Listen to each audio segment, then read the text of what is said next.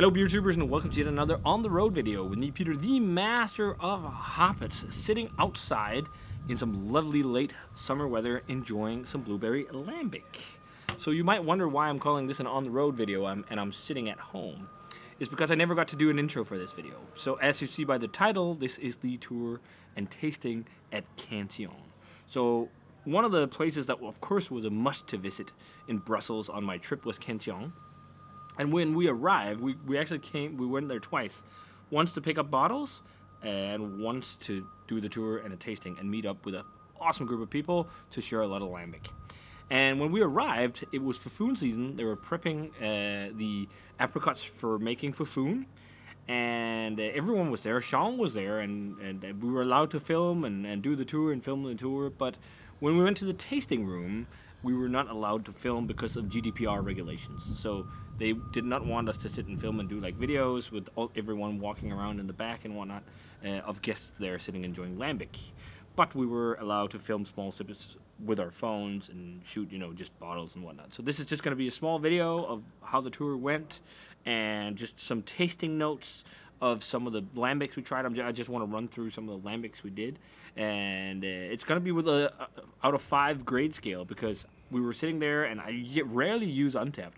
But for this instance, it worked quite well because I could jot down a lot of tasting notes and I could give it a score. And then, I could use this in this video. So, yeah, get ready for a tour of Cantillon and a tasting of some pretty exclusive, marvelous lambic. Cheers. Our brewery really is a type of fermentation. It's called the spontaneous fermentation process, meaning we're going to manage to collect the wild-born yeast and bacteria who are naturally into the air to do the alcoholic fermentation. It's the ancestral way of doing beer. Beer has been done that way for thousands of years. Louis Pasteur, less than 200 years ago, worked on the yeast, and since his discovery, let's say, brewer elevate yeast in the brewery, introduce it into the world to control the fermentation, to always have the same result. It's not the case here. You're going to see plenty of wooden barrels upstairs. They are fermentation tanks, realized, and the lambic, so the beer we brew, inside every single barrel is unique. And sometimes the taste can be very different from one barrel to each other.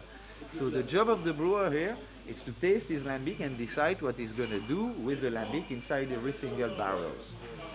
It's a family brewery, and it's important it stay in the family because the tasting abilities, it's already one thing, but the blending abilities, if you are not born in it, it's very difficult.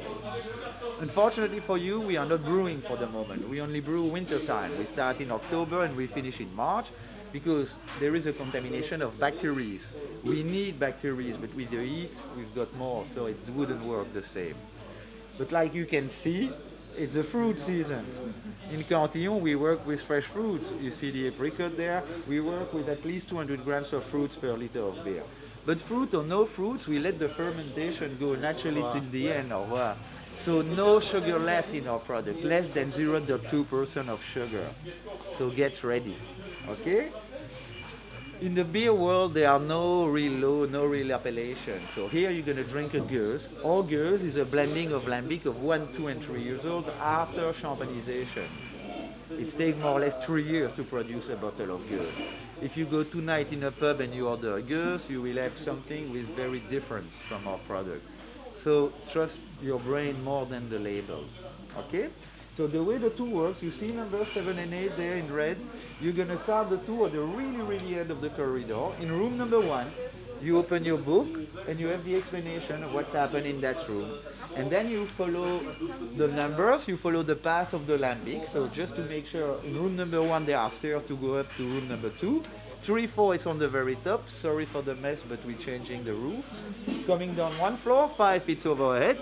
6, it's the cleaning of the barrels over there, but today you may have to eat an apricot instead. Okay. 7 and 8 are the bottling machine and the cellar, and then you follow the orange sign to go to the bar for the tasting. Okay? So enjoy the tour, and I see you in a while. Thank you very much. After the tour, we went to the tasting room, trying amazing lambics. Piaccia was one of the first ones we tried, along with Signorina. I think I preferred Signorina, but both were really nice, jammy, fruit-forward grape lambics. Piaccia had loads of jammy currants and dry oak with nice tannins and light funk, a touch of leather.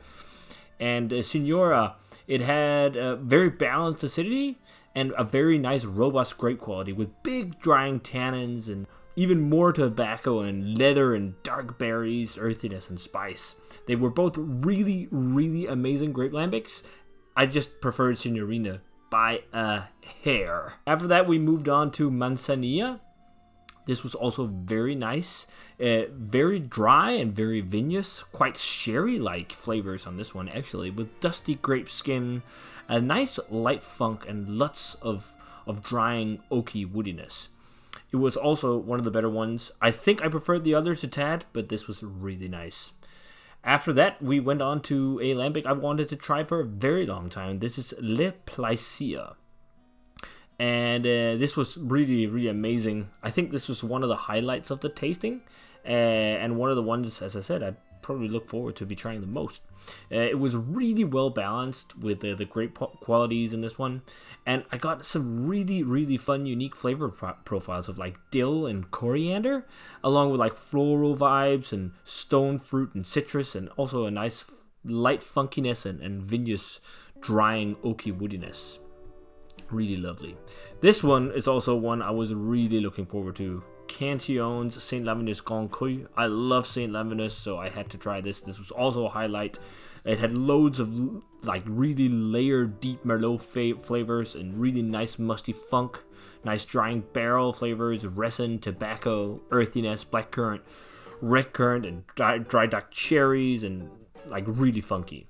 Couvreur was also really cool. It has a really nice barrel profile. I got loads of vanilla and creamy oak. It was almost slightly smoky and charry. I almost got mushrooms with flavors of dried apricot and tobacco, and even hints of mint. Swanzaday's Mannequin Pisa was also amazing. Loads of musty wood, vineyards wood on this one, with medium funk and peppery nobes. I got a little bit of a green olive taste on this one, with dried apricots and lemon pith.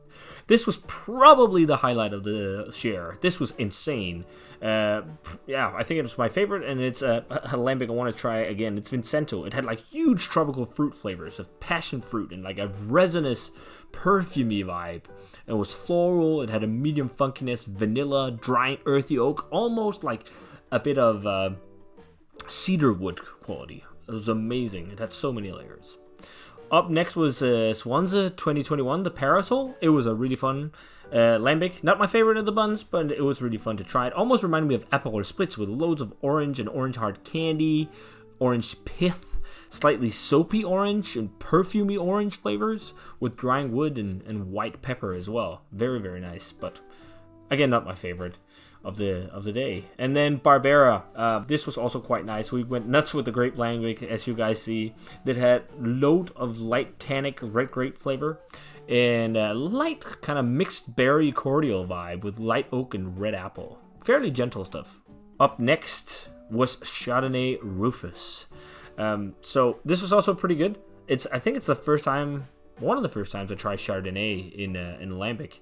But yeah, this was nice. Musty grape flavor profile. It was slightly vinegary. I got mostly sour pear and soft oak. After that, we went to the Beck Hartweg grape lambic, which had grapes from Alsace, among others Riesling. It was really nice. Lots of apple and pear kind of Riesling flavors with a quite soft and delicate funk and nice touches of oak with a slight hint of acetic acid. But there you see the entire lineup of craziness at the brewery.